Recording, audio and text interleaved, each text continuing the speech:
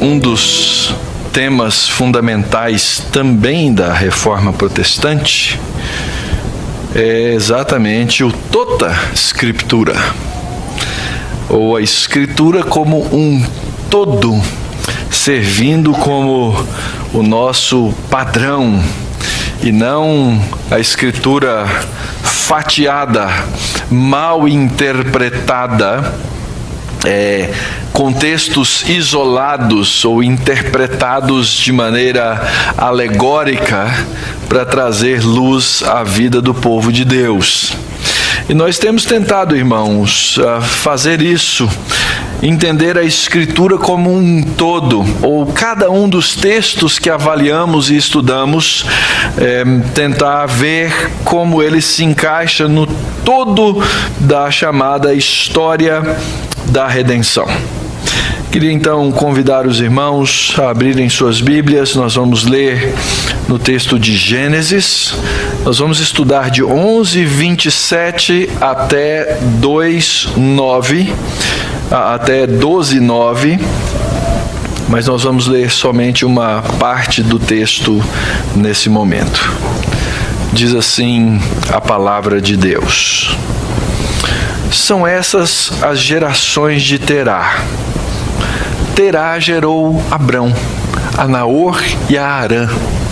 E Harã gerou a Ló.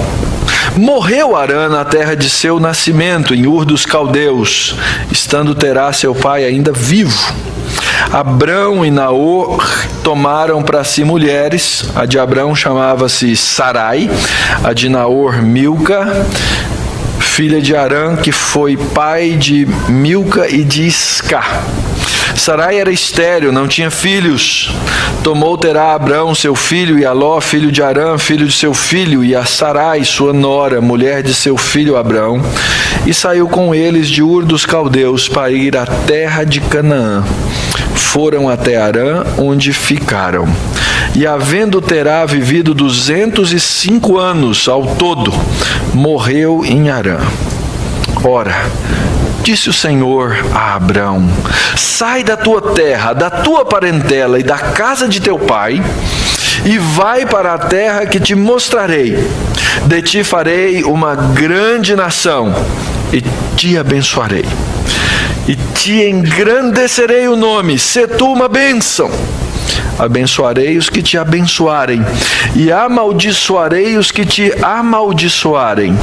Em ti serão benditas todas as famílias da terra. Oremos. Pai bendito, nós agradecemos agora pela tua santa palavra.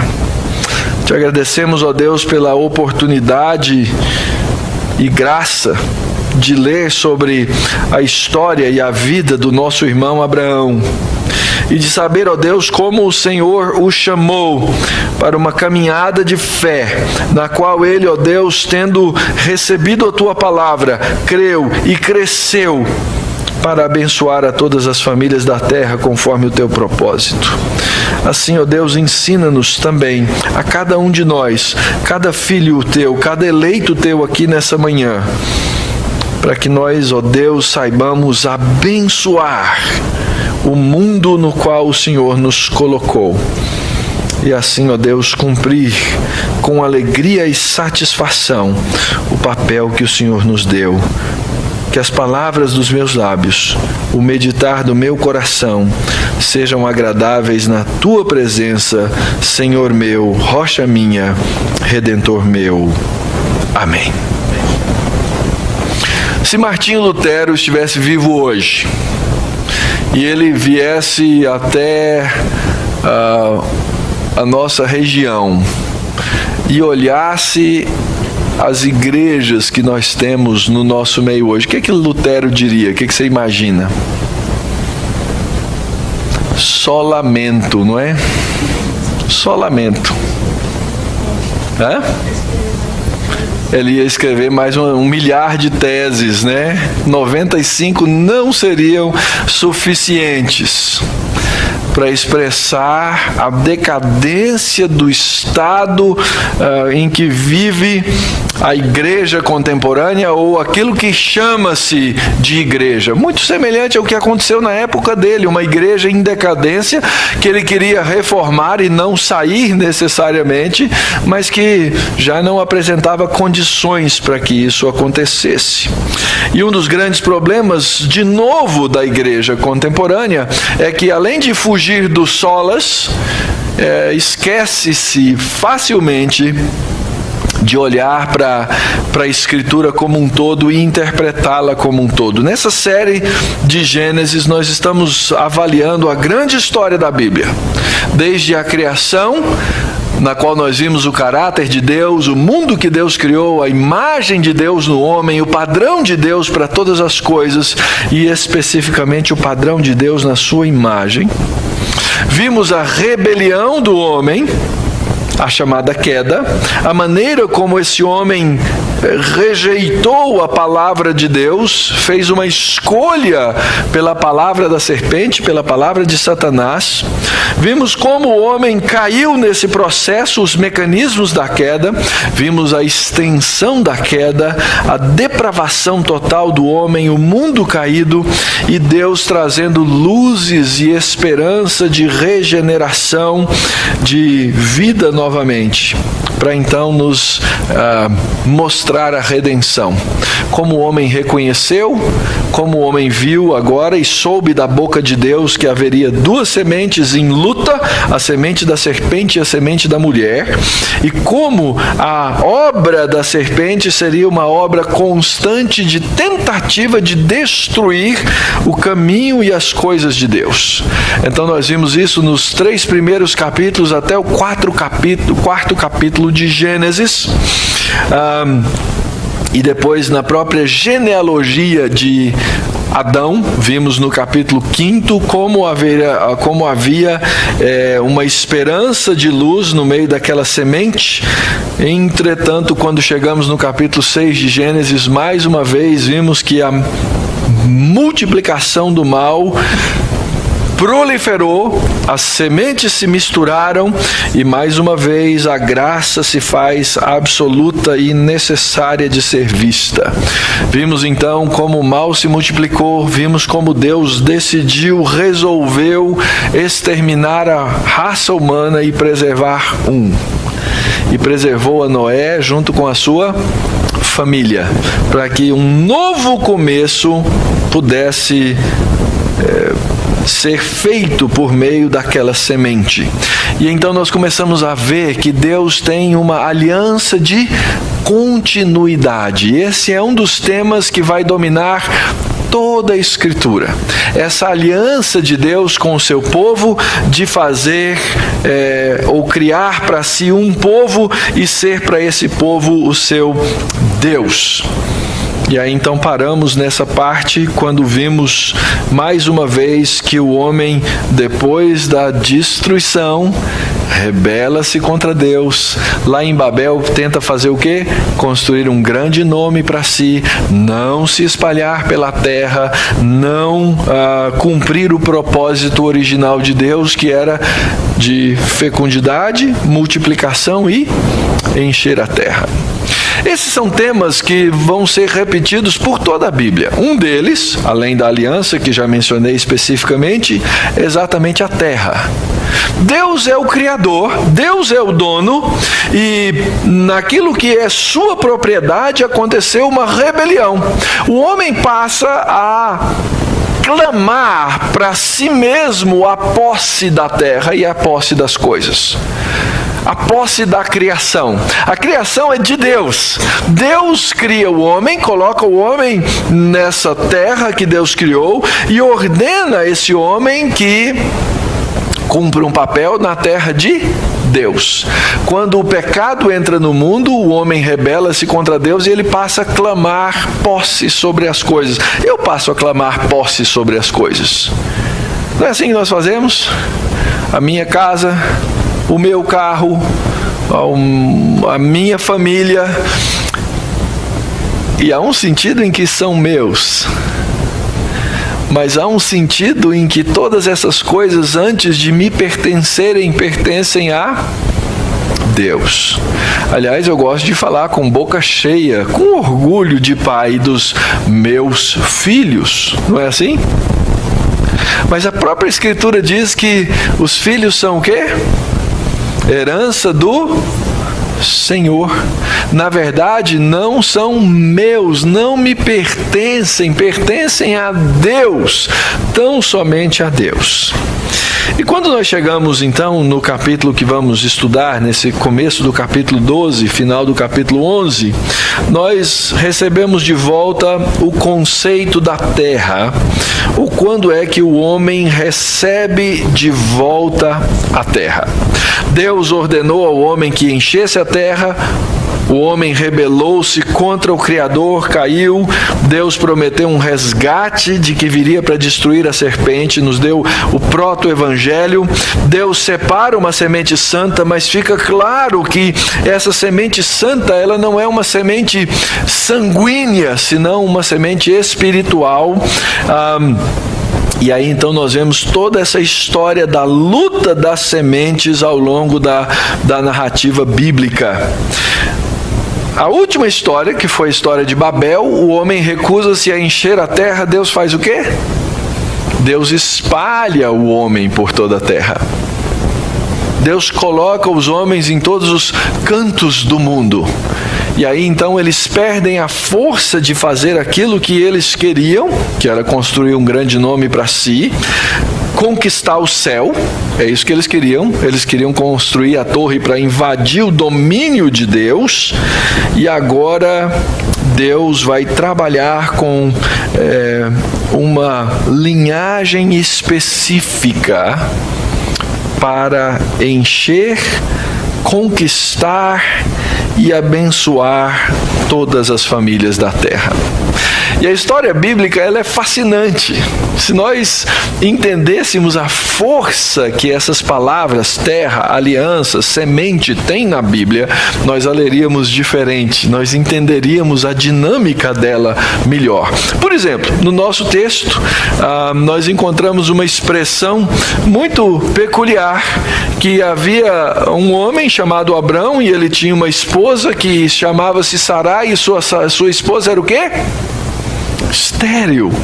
Isso é precioso, é Deus mostrando que ele resolveu encher a terra a partir de uma mulher estéril.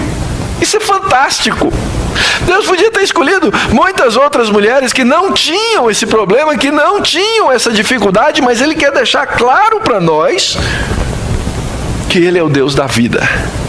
E que as coisas acontecem porque Ele quer e da maneira como Ele quer, e Ele usa os meios que Ele quer. Eu já contei essa história aqui uma vez, que eu ouvi no rádio um pastor de uma grande suposta igreja, que a nossa denominação hoje considera seita, chamada Universal, no qual ele disse com todas as palavras que Deus não tem nada a ver com o nascimento de crianças, que isso é tudo uma coisa natural. Isso não tem nada a ver com Deus. Isso aí é porque um homem e uma mulher se relacionam, se ajuntam, e aí biologicamente nasce uma criança. Nada mais mentiroso do que isso.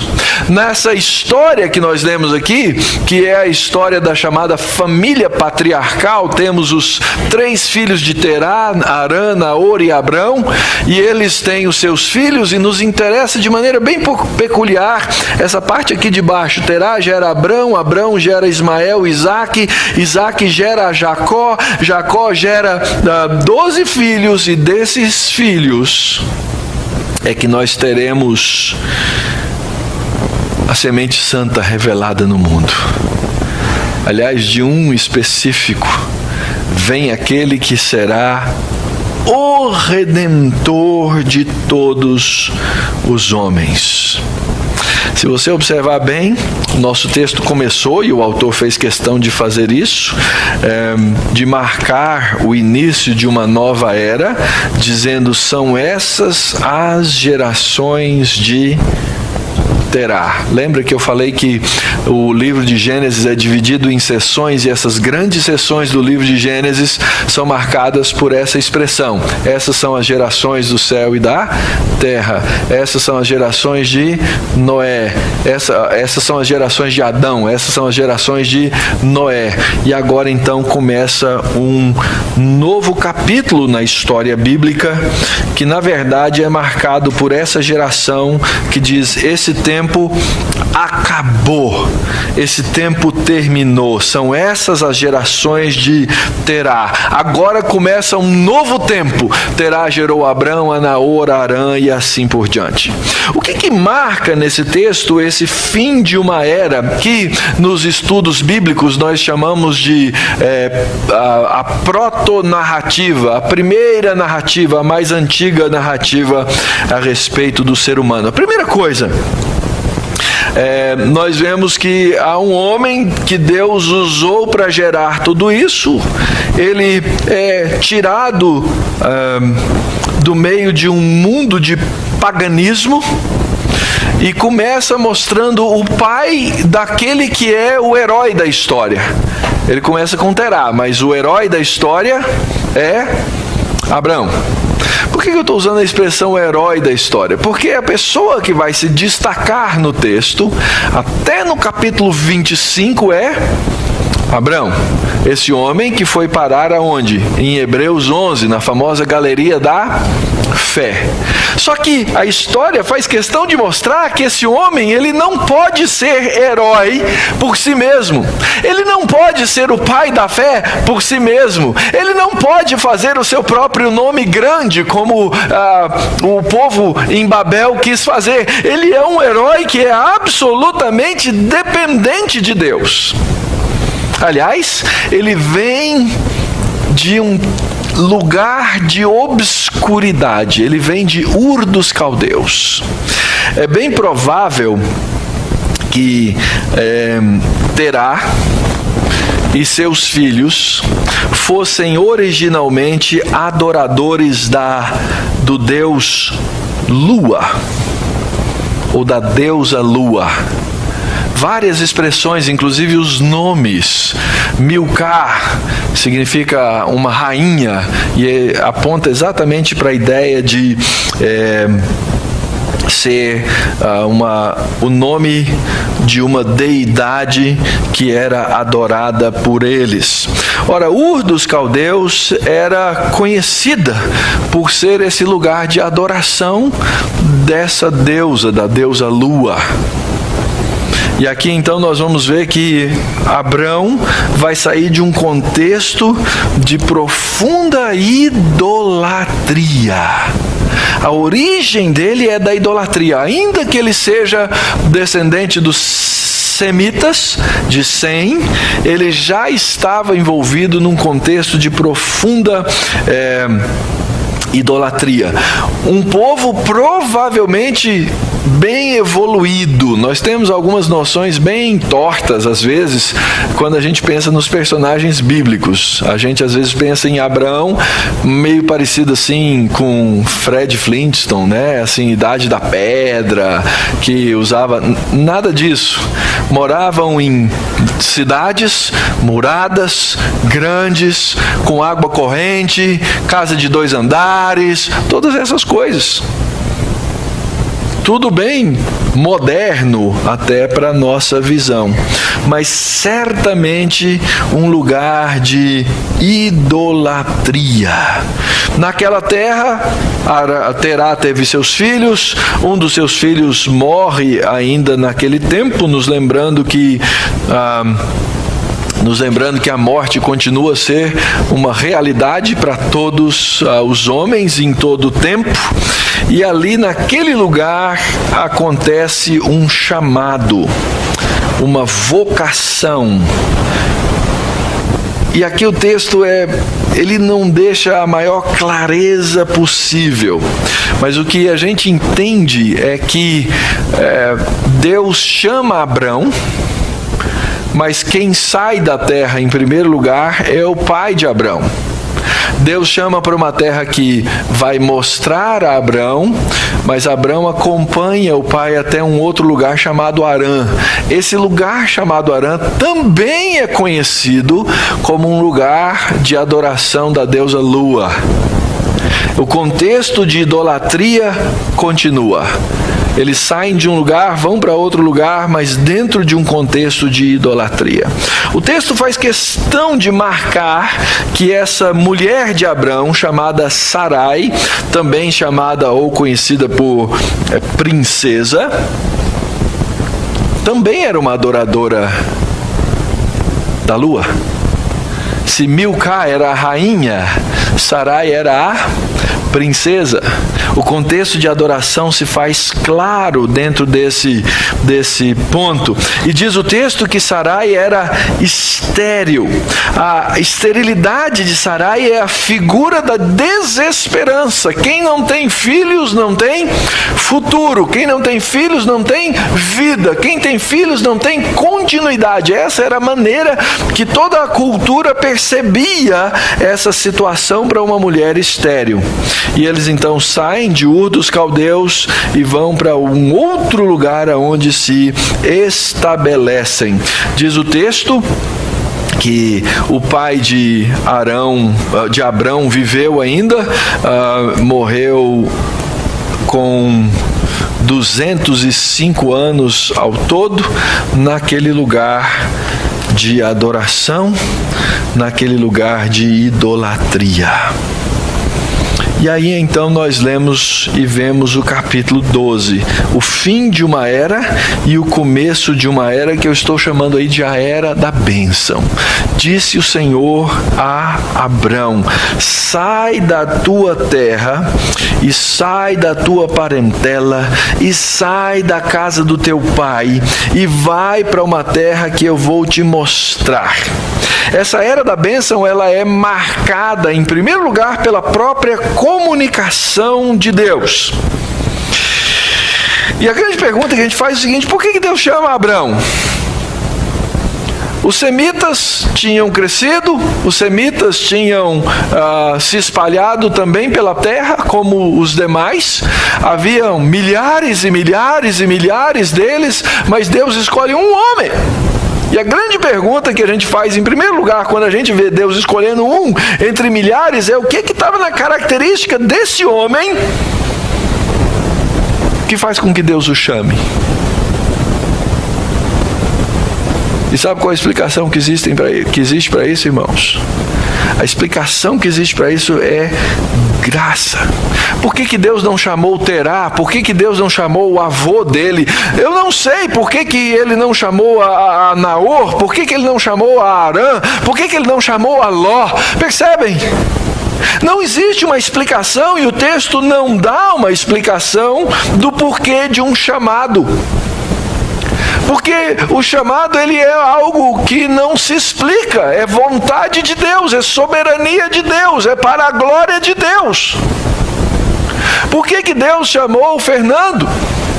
Por que Deus chamou a Brina?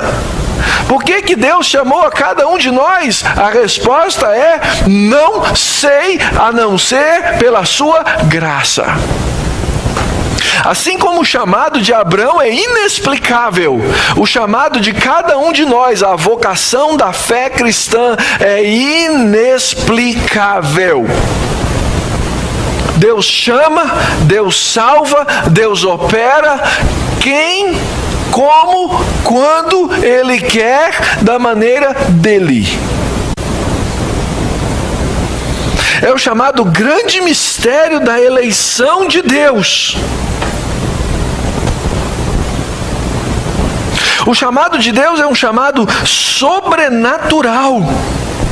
Olha só como Deus chama Abrão. Ora, disse o Senhor a Abrão: sai da tua terra, sai da tua parentela, sai da casa do teu pai e vai para uma terra que eu vou te mostrar. Você não viu ainda. Eu ainda vou te mostrar. Você ainda vai ver, mas você ainda não viu. É provável que Deus tenha chamado Abrão antes da morte do seu pai, até mesmo em Ur, não em Harã.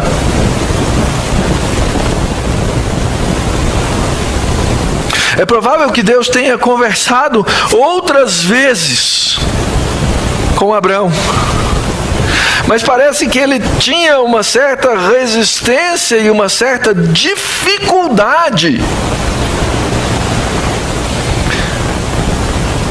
de responder a Deus imediatamente. É por isso que nós dizemos que existe aqui uma peregrinação na fé. Fé é assim, ela não vem toda de uma vez, num momento só. Ela é nos dada, ela é plantada no nosso coração e nós cremos. Isso é fato, acontece uma vez. Mas a partir daí, é óbvio, pelo relato da Escritura, que nós podemos crescer ou não na fé. Quando a gente lê a história de Abraão, a gente vê um homem amadurecendo na fé. É muito interessante observar isso. A fé é uma peregrinação. Eu queria já chegar com tudo pronto, tudo feito. Não, Deus fez todas as coisas. Jesus realizou uma obra perfeita, pronta e acabada por mim e para mim. Mas agora Ele me encarrega de caminhar com essa fé, de viver uma vida de peregrinação na qual eu vou aprender. E isso começa com um chamado. Deus chamou. E o chamado foi radical. Imagina você receber esse chamado. Sai da tua casa. Sai do meio daqueles que provavelmente são as pessoas no mundo que mais te valorizam.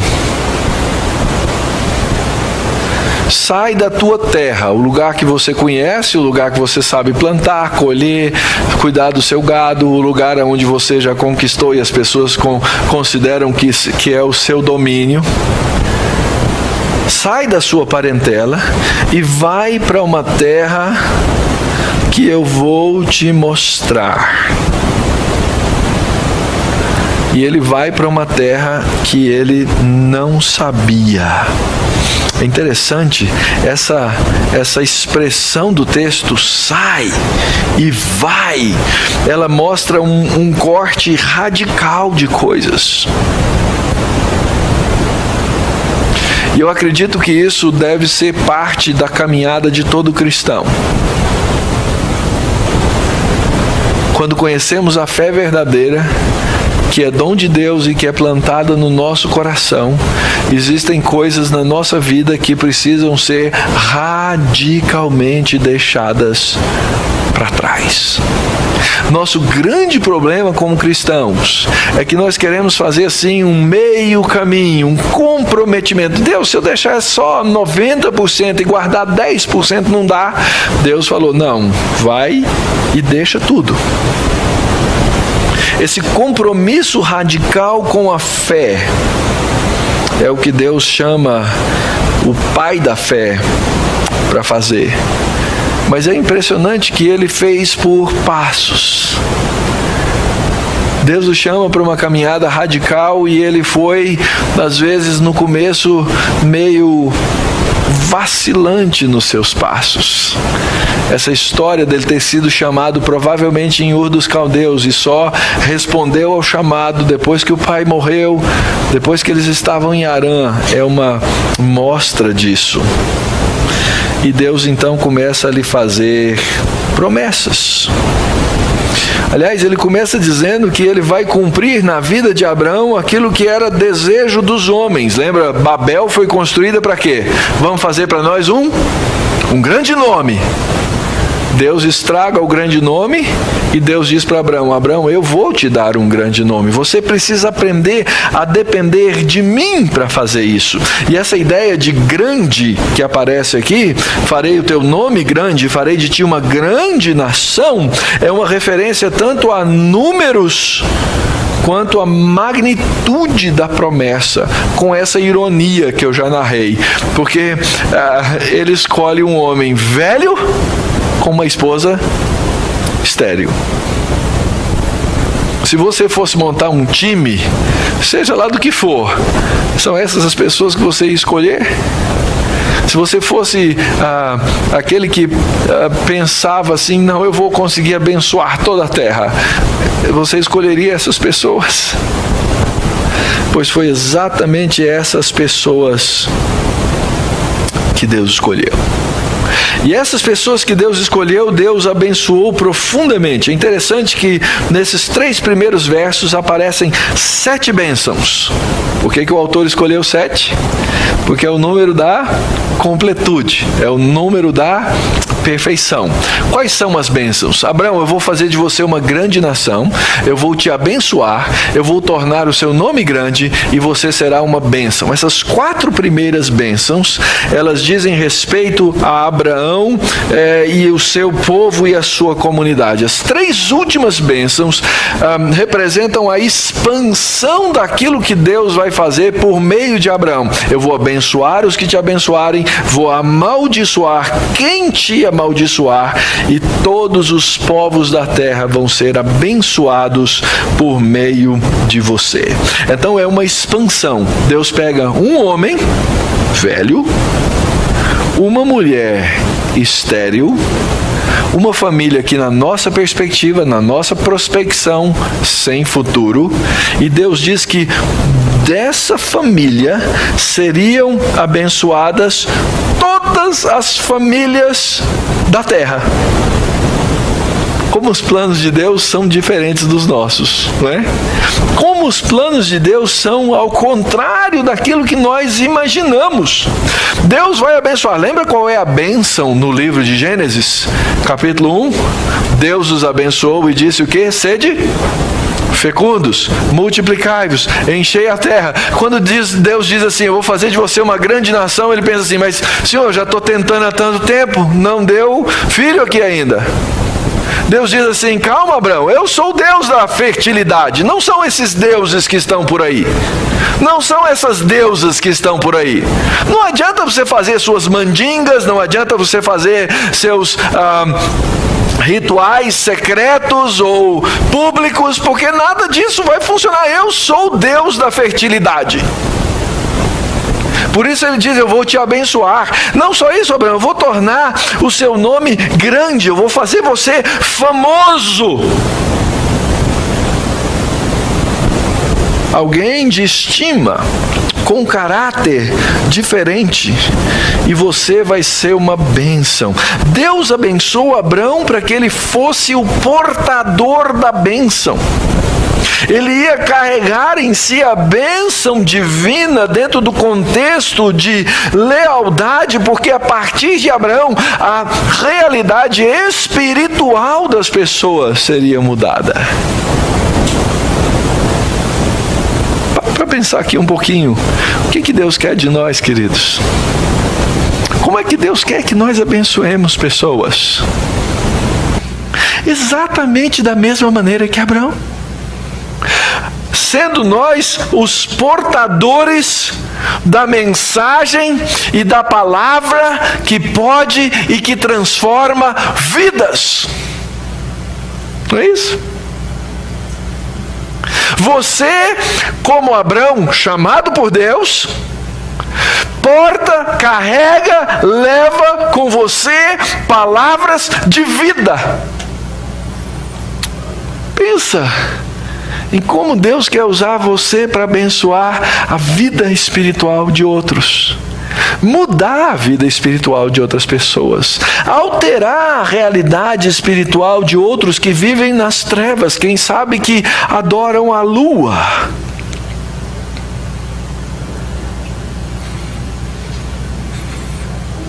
Deus faz de homens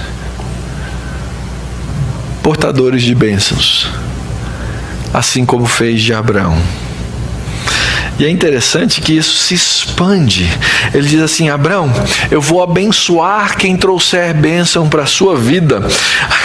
E a nossa tradução, ela não nos ajuda muito aqui, porque diz, no nosso texto diz assim, e amaldiçoarei os que te amaldiçoarem. Está no plural na nossa tradução. Na língua original diz assim, eu vou amaldiçoar aquele que... não usa o mesmo plural. A força da maldição é menor do que a força da bênção. Eu amaldiçoo aquele que te amaldiçoar, mas eu abençoo aqueles que vão te abençoar. E todos os povos da terra serão abençoados por meio de você. Ele agora é o homem que Deus usa como um vaso de bênção. Lembra desse hino? Quero ser um vaso de bênção. Como a palavra vaso tem mais de um significado, alguns bons e alguns ruins, inclusive na língua portuguesa, não é? Vaso naquele hino é vaso sanguíneo, vaso de canal. Abraão é alguém por meio de quem Deus vai abençoar pessoas. E o que você vai encontrar na história de Abraão é algo muito interessante, porque você vai ver cada uma dessas coisas acontecerem. Há determinados momentos em que Abraão foi chamado para ser bênção e ele foi o operador da maldição. Lembram disso? Quando ele mentiu e a esposa dele foi levada para um harém, o que aconteceu? Ele, que era para ser um canal de bênção, torna-se maldição sobre um reino. E aí o rei volta, descobre aquela arapuca toda e fala assim: Abraão, como é que você faz um negócio desse comigo? E Deus então faz com que o rei abençoe Abraão e faz com que Abraão abençoe o rei. Cumprindo exatamente essas palavras, o povo de Deus, assim como Abraão, foi chamado para ser canal de bênção no mundo no qual nós vivemos. E para conseguir abençoar, nós precisamos viver e partir e desenvolver nossa vida na chamada escola da fé. O texto diz: partiu, pois, Abraão como lhe ordenara o Senhor, e Ló foi com ele. Abraão tinha já 75 anos quando saiu de Harã. E a primeira coisa que a gente observa então aqui foi a demora de Abraão em obedecer o chamado de Deus. Provavelmente, como disse, ele foi chamado lá em Ur dos Caldeus, antes do pai morrer. Mas ele continuou na sua zona de conforto. Ele caminhou ainda com o pai, que resolveu ir para Harã.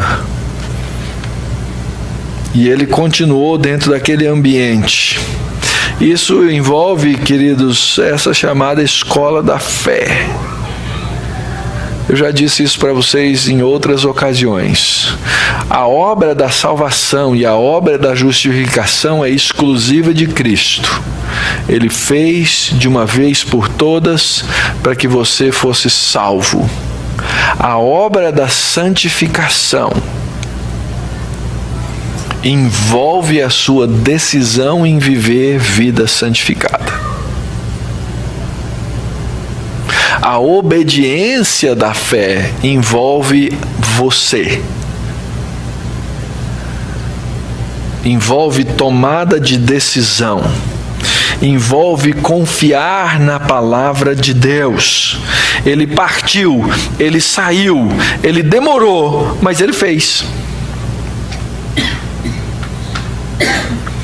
E esse partir de Abraão, que era terreno, lá na frente na Bíblia é explicado como uma peregrinação o quê?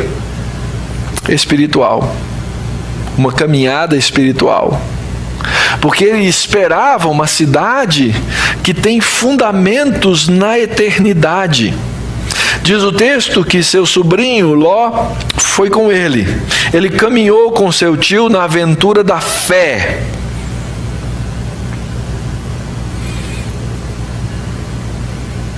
E ele foi passando pelos lugares aos quais ele deveria levar bênção.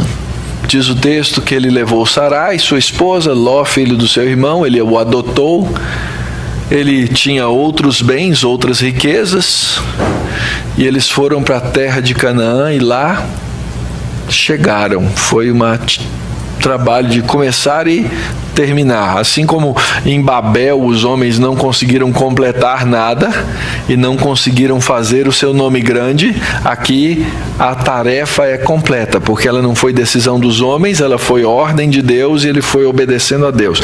Ele completou a tarefa. Atravessou Abrão a terra de Siquém até o carvalho de Moré. A palavra Moré significa mestre.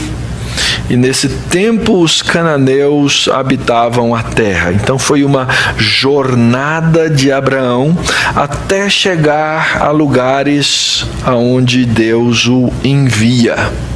E o que vai acontecer nessa peregrinação de Abraão é muito interessante, irmãos, porque ao longo da história ele vai plantar altares. Esse carvalho de Moré provavelmente era um lugar de adoração pagão. O texto faz o alerta, né? Os cananeus moravam nesse lugar e eles adoravam os deuses cananeus. E você precisa lembrar que a história está sendo contada para o povo que vai entrar na terra prometida de novo. Na mesma terra que Deus prometeu para Abraão, agora eles estão voltando de uma peregrinação, passaram um tempo no deserto e agora estão voltando para essa terra. E eles vão encontrar esses mesmos lugares, e eles vão encontrar esses mesmos deuses. E eles vão passar pelas mesmas lutas, e vão ter que fazer a mesma peregrinação que Abraão fez, para que agora eles vivam na chamada terra de Deus. Quando finalmente ele está na terra de Deus, Deus volta de novo. Talvez Abraão estivesse se perguntando assim: será que eu estou no lugar certo? Deus disse que ia me mostrar, eu fui indo. E o verso 7 diz: apareceu o Senhor a Abraão e lhe disse: darei à descendência essa terra. E quando ele chega na terra, ali é plantado um altar. E ali depois ele vai para um outro lugar de adoração, que era Betel. Aliás, Betel é o segundo lugar mais mencionado na Bíblia. Primeiro é Jerusalém, segundo é Betel. Ele chega a Betel, arma a sua tenda, e ali ele faz o quê? Ele edifica um altar ao Senhor. E ali ele invoca o nome do Senhor. Deus promete então o quê? A terra. Deus promete a terra à descendência de Abraão, e Abraão então passa a ser um plantador de altares. Ele marca o lugar com a presença de Deus. Ele adora a Deus naqueles lugares. Ele reconhece que aquele lugar é o lugar de Deus. Aliás, a palavra Bet-El significa o quê? Casa de Deus. E ele diz: aqui é o lugar que Deus me chamou, e aqui é o lugar que eu vou viver, e aqui é que Deus vai cumprir a sua palavra. Irmãos, quantas coisas temos aqui para aprender com a peregrinação da fé de Abraão. Quantas coisas, irmãos. Primeiro,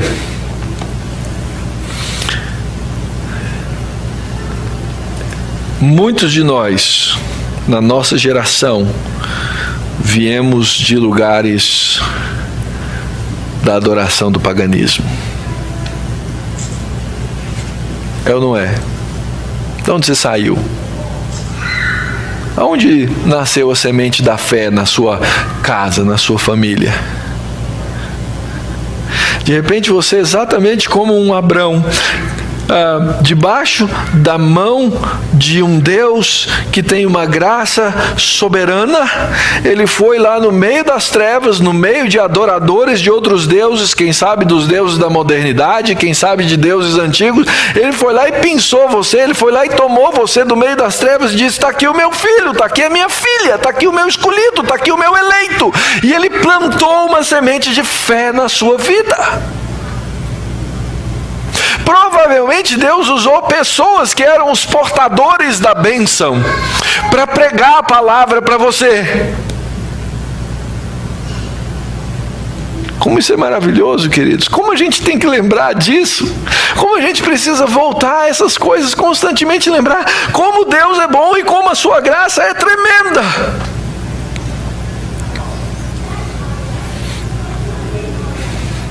Eu fui salvo das trevas para ser o portador da bênção de um Deus que é luz.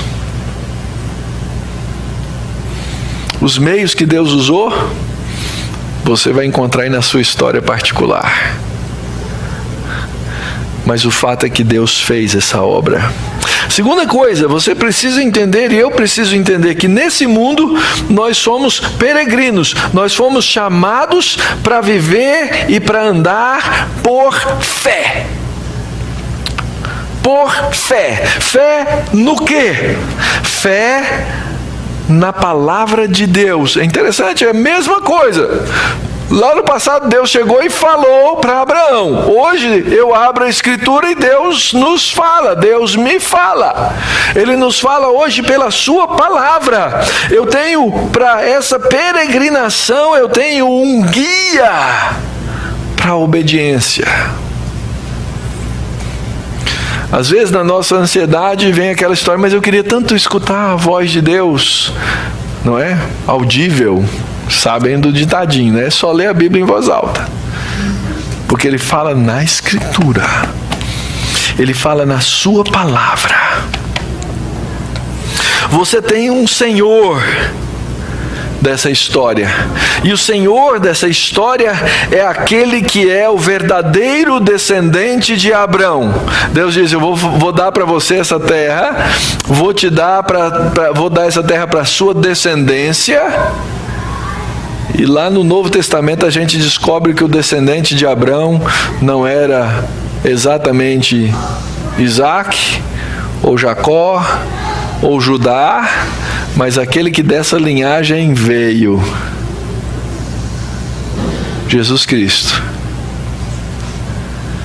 O único mediador entre Deus e os homens, aquele que é o nosso Senhor. E você vive para um propósito, assim como Abraão deveria viver. O propósito final de todas as coisas, a glória de Deus. A glória de Deus.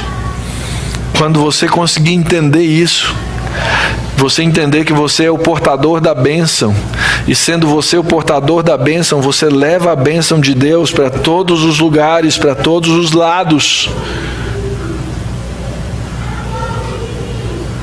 Você vai entender o que é viver para a glória de Deus. Você vai entender que o seu pecado não glorifica o nome de Deus. Você vai entender que o egoísmo não glorifica o nome de Deus. Você vai entender que querer fazer o seu nome grande não glorifica o nome de Deus. Mas exatamente o contrário. Nós vivemos, o povo de Deus, eu vivo com um propósito. Cada vez que eu chamo atenção para mim e não para Cristo, eu não glorifico o nome de Deus. A minha vontade, o meu desejo deve ser glorificar o nome do meu Senhor. Então, queridos, no final da história, o que é que nós devemos fazer? Lembra lá no Facebook eu coloquei lá, não é? O que tem esse texto a ver com João 3,16 e Mateus 28? É muito simples. Deus mandou Jesus para esse mundo por causa do seu amor, com um propósito muito claro: fazer com que a bênção de Abraão alcançasse todas as famílias da terra. É só por meio de Jesus Cristo. Por isso, Deus amou o mundo de tal maneira que enviou o seu Filho unigênito, para que todo aquele que nele crê não pereça, mas tenha a vida eterna. É para que a bênção dada a Abraão chegasse por meio desse Filho de Jesus até os confins da terra e a todos os eleitos de Deus. E isso então me dá o significado da minha tarefa, do meu propósito, do meu papel. Eu criei, eu recebi a promessa. Jesus disse isso claro lá em Mateus 5, os mansos vão fazer o quê? Vão herdar a terra, da mesma maneira que Abraão herda a terra.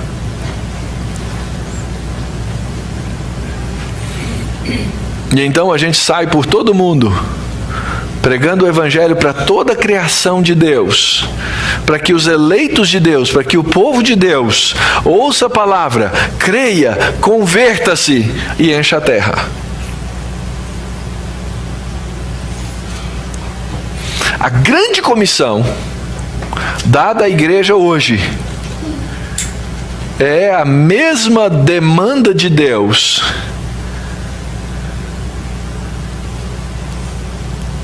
feita a Abraão. Sabe por quê? Porque eu não sou desse mundo. Eu sou peregrino aqui. Eu não posso ter medo de pregar a palavra de Deus.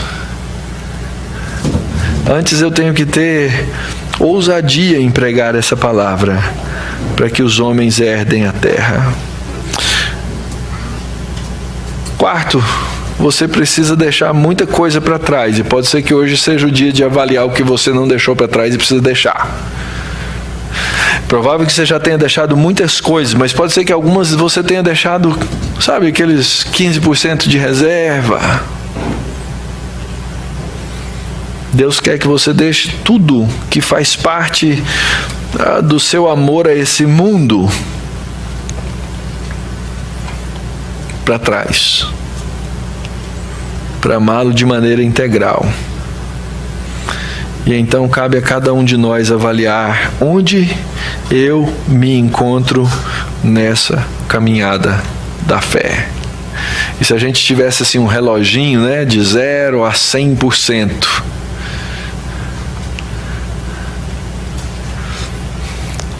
Deus vê o reloginho de uma maneira diferente. A minha percepção, ela tem que ser sempre uma percepção de que eu estou ali capengando no comecinho.